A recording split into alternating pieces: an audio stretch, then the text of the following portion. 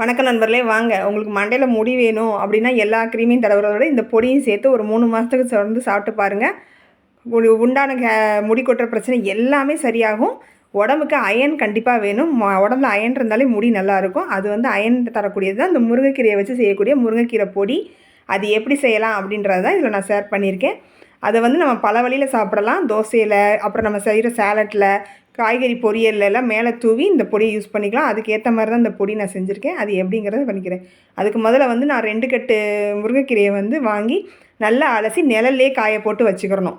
நிழல்லே காய போட்டுட்டு அதை இந்த மாதிரி அளவுக்கு காஞ்ச பிறகு திருப்பி ஒரு தடவை நம்ம கண்டிப்பாக சூடுபடுத்தணும். அப்போ தான் அரைக்க முடியும். இல்லைன்னா பவுட்ரு ஃபார்முக்கு வராது, திப்பி திப்பியாக இருக்கும். இப்போ வந்து நல்லா வந்து அதை பேனில் வச்சு சூடு ஏற்றிக்கிறேன். கருகிறதுக்கு முந்தின ஸ்டேஜ். இது எப்படி சூடு ஏறிச்சுன்னு கண்டுபிடிக்கணும். புகை வர ஆரம்பிக்கும். நம்ம பிடிக்கும்போது அப்படி நொறுங்குற மாதிரி இருக்கும், புகை வர ஆரம்பிக்கும். அந்த ஸ்டேஜ் வரைக்கும் நல்லா சூடுபடுத்தி இது பண்ணிக்கணும். அது கூட வந்து ஒரு கைப்பிடி அளவு கருவேப்பிலை 2 கைப்பிடி வந்து முருங்கைக்கீரை இருக்கணும், 1 கைப்பிடி கருவேப்பிலை இருக்கணும். இதான் அது கணக்கு. அதையும் அதே மாதிரி சூடுபடுத்தி எடுத்துக்கிறணும். இதுக்கு வந்து பார்த்திங்கன்னா ஒரு 5 ஸ்பூன், பெரிய டேபிள் ஸ்பூனுக்கு 5 ஸ்பூனு போட்டோம்னா 50 கிராம் வரும் உளுந்து. நான் உடச்ச உளுந்து, கருப்பு உளுந்து உடச்ச உளுந்து சேர்த்துருக்கேன். அதையும் நல்லா ரோஸ்ட் பண்ணி எடுத்துக்கிறணும். இந்த உளுந்து ரோஸ்ட் பண்ணுறது தான் கொஞ்சம் டைமே ஆகும் இந்த டிஷ்ஷு செய்கிறதுக்கு. மற்ற எல்லாமே நம்ம சீக்கிரம் சட்டுன்னு செஞ்சு முடிச்சிடலாம். நம்ம வந்து இது எப்படி இட்லி பொடியாகவும் எடுத்துக்கலாம். இட்லியை வேக வச்சுட்டு இட்லியை வந்து இதில் பிரட்டியும் சாப்பிட்டுக்கலாம். அதுக்கப்புறம் வந்து பார்த்திங்கன்னா சுண்டல், நம்ம செய்கிற சேலட்லாம் செய்கிறோம் இல்லையா, அதுலேயும் நம்ம இதில் வந்து அப்படியே மேலே ஒரு ஸ்பூன் தூவிட்டு அப்படியே கூட சாப்பிட்டுக்கலாம். அவ்வளோ ஒரு ஹெல்த் பெனிஃபிட்டான உள்ளது இந்த முருங்கைக்கீரையும் கருவேப்பிலையும் சேர்றது. கண்டிப்பாக அயன் உடம்புக்கு வேணும். அயன் இருந்தால் மட்டும்தான் முடியும் நகமும் நல்லாயிருக்கும். சீக்கிரம் வயசாகாமலும் இருக்கும் உடம்புல. அது வந்து நல்ல ஒரு ரத்த ஓட்டத்தை வந்து இந்த கீரை பொடி நமக்கு கொடுக்கும். டெய்லி நம்மளால் கீரை செய்ய முடியாது, அதனால் இந்த மாதிரி ஃபார்மில் நம்ம கீரை எடுத்துக்கலாம்.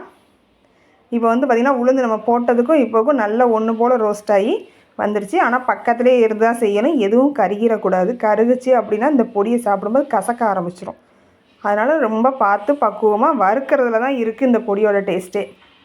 அதுக்கப்புறம் கடலைப்பருப்பு பார்த்திங்கன்னா ஒரு 2 ஸ்பூன், 2 ஸ்பூன் கடலைப்பருப்பு மட்டும் சேர்த்துருக்கேன். அதையும் நல்லா ஒன்று போல் இப்படி கை விடாமல் கொஞ்சம் நேரம் கிளறணும். கிளறிட்டு அதையும் நம்ம வந்து மாற்றி வச்சுக்கலாம். அது எப்படி இதாகிடுச்சு பார்த்திங்கன்னா அந்த வெள்ளையாக இருக்கிற பக்கம் வந்து லைட்டாக ரோஸ்ட் ஆக ஆரம்பிக்கும். இந்த ஸ்டேஜ் வரும்போது மாற்றிக்கிறணும்.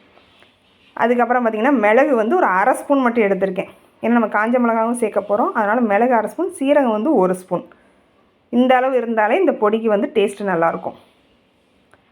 இதை வந்து லைட்டாக சூடுபடுத்தினா போதும். மிளகு வந்து ரொம்ப, சீரகம் கரிஞ்சிடக்கூடாது. அது வந்து ரொம்ப ரொம்ப முக்கியம். சீரகம் கரிஞ்சிருச்சு அப்படின்னா கசக்க ஆரம்பிச்சிடும். அதனால் நல்லா லைட்டாக சூடுபடுத்தி இது பண்ணணும். அதுக்கப்புறம் மிளகாய் வந்து நான் ஒரு 10 கிட்ட எடுத்திருக்கேன். உங்களுக்கு இது வந்து மைல்டான காரம் தான் நான் எடுத்திருக்கேன். காரம் வந்து அதிகமாக பிடிக்கிறவங்க இன்னும் மிளகாய் சேர்த்துக்கலாம். இப்போ அதை மாற்றிட்டு இப்போ 2 பொருள் மட்டும் எண்ணெயில் வதக்கணும். அதுக்கு வந்து பெரிய பேன் வைக்க முடியாது. அதனால் குட்டி இதை வச்சுக்கிட்டு கொஞ்சோண்டு ஒரு 1/2 ஸ்பூன் கிட்ட எண்ணெய் ஊற்றிக்கோங்க. புளி வந்து ஒரு நெல்லிக்காய் சைஸ் புளி, அதை வந்து இப்படி பிச்சு எண்ணெயில் நல்லா அது பொரியணும். புளி வந்து நல்லா பொரிஞ்சு வரணும். அதுக்கப்புறம் பார்த்திங்கன்னா பூண்டு எடுத்து வச்சுக்கோங்க. பூண்டு வந்து ஒரு 6 பல் போல் கட் பண்ணி அதுவும் எண்ணெயில் பொரியணும். நல்லா, நான் பெரிய பூண்டுங்கிறனால ஒரு 3 பூண்டு தான் எடுத்திருக்கேன். இந்த அளவுக்கு நல்ல எண்ணெயில் வந்து அது 2ம் பொரிஞ்சு வரணும். அதையும் நம்ம தனியாக வந்து பொரிஞ்சு எடுத்து வச்சுக்கலாம். இப்போ இந்த அளவுக்கு வந்து பூண்டெல்லாம் நல்லா பொரிஞ்சு அந்த புளியுமே நல்லா பொரிஞ்சு வரும். அந்த பொரிஞ்சு வர ஸ்டேஜில் அதை தனியாக நம்ம எடுத்து வச்சுட்டு எல்லா பொருளையும் தனித்தனியாக தான் இதில் அரைக்க போகிறோம். அதில் என்னென்ன ஃபஸ்ட்டு போடணும் அப்படிங்கிறத பாருங்கள். இப்போ நல்லா வந்து இந்த பூண்டும் இதுவும் பொரிஞ்சிச்சு. இந்த எண்ணெயில் பொரியிற பூண்டே ஒரு டேஸ்ட் நல்லாயிருக்கும் சாப்பிட்றதுக்கு. நிறைய பேர் சாப்பிட்ருப்பீங்க நல்லெண்ணெயில் பொரித்து வச்ச பூண்டு. ஆனால் சாப்பிடாதவங்க அந்த மாதிரி ட்ரை பண்ணி பாருங்கள், டேஸ்ட்டு சூப்பராக இருக்கும். இப்போ அதையும் தனியாக எடுத்து வச்சுக்கலாம். தனியாக எடுத்து வச்சுட்டு இப்போ எல்லாத்தையும் வந்து ஆற வைக்கணும். இப்போ வந்து ஃபஸ்ட்டு இந்த பருப்பு ஐட்டம்லாம் நம்ம வந்து ஒரு ஓட்டு மிக்சியில் வந்து அரைச்சிடணும். பருப்போடையும் சேர்த்து இந்த புளியும் பூண்டையும் சேர்த்து போட்டு ஆற வச்சு அரைக்கணும். மற்றதை வந்துட்டு அதுக்கப்புறம் தான் நமக்கு லாஸ்ட்டு தான் வந்து இந்த இலைகளெல்லாம் போட்டு அரைக்கணும். ஏன்னா முதலே போட்டு அரைச்சிட்டோம் அப்படின்னா எல்லாம் ஒன்று போல் சுற்றும், பருப்பு அரைப்படாது. அதனால் ஃபஸ்ட்டு நம்ம அரைக்க வேண்டியது பருப்பு, நம்ம வறுத்து வச்ச பருப்பு, அப்புறம் அந்த காஞ்ச மிளகாய் எல்லாத்தையுமே போட்டு அரைச்சி வச்சிடணும். காஞ்ச மிளகா வந்து கண்டிப்பாக காம்பை கிள்ளிடணும். காம்பை கிள்ளலை அப்படின்னா டேஸ்ட்டு வந்து வேறு மாதிரி இருக்கும். ஃபஸ்ட்டு எல்லாத்தையும் போட்டுட்டு இதுக்கு தேவையான உப்பு, இது வரைக்கும் இதில் உப்பே நம்ம சேர்க்கலை, இதில் உப்பு சேர்த்துக்கிறோம். அதுக்கப்புறம் காம்பு எடுத்த காஞ்ச மிளகா போட்டணும். பெருங்காயத்தூள் இதில் போடணும். நான் வீடியோ எப்படியோ எனக்கு ஸ்கிப் ஆகிடுச்சு. இந்த அளவுக்கு வந்துட்டு நல்ல ரவை பதத்துக்கு இருக்கணும். ரொம்ப நைஸாகவும் இருந்துடக்கூடாது, ரொம்பையும் திப்பியாக இருந்துடவும் கூடாது. நல்ல ரவை பதத்துக்கு இருக்கணும். அதுதான் இது கரெக்டான பதம்.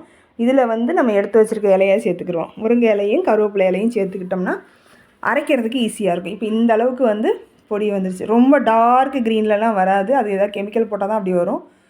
இப்போ வந்து நம்ம ஒரு தோசை சுட்டு அது மேலே இந்த பொடியை வந்து இப்படி போட்டு கொடுத்து லைட்டாக எண்ணெய் ஊற்றி கொடுத்துட்டோம் அப்படின்னா பிள்ளைங்களுக்கு ஈஸியாக வந்து முருங்கைக்கீரை பொடியை உள்ளே சாப்பிட கொடுத்துடலாம். இப்படியும் கொடுக்கலாம், சூப்பில் போட்டு கொடுக்கலாம். எப்படினாலும் நம்ம வந்து இந்த பொடியை வந்து யூஸ் பண்ணிக்கலாம். பொடியை வறுத்து அரைக்கிற பக்குவம் தான் இதில் ரொம்ப முக்கியம். இந்த அளவுக்கு நம்ம வந்து பொடியை ரெடி பண்ணி ஒரு டப்பாவில் போட்டு அடைச்சி வச்சுக்கிட்டோம் அப்படின்னா 6 மாதத்துக்கு சூப்பராக இருக்குங்க இந்த பொடி. இது செய்ய முடியாதவங்க இப்போ நிறைய விற்கிறாங்க. இப்போ நானுமே இது முருங்கைக்கீரை ஊர்லேருந்து தான் கொண்டு வந்தேன். இப்போ சீசன் டைம்ங்கிறனால இதை வாங்கி நம்ம வீட்டிலேயே செஞ்சு வச்சுக்க முடியும். வீட்டிலேயே செய்கிறதுனால அது ஹைஜீனிக்காகவும் இருக்கும், முதல் தரமானதாகவும் இருக்கும். இப்போ தோசை ரெடி.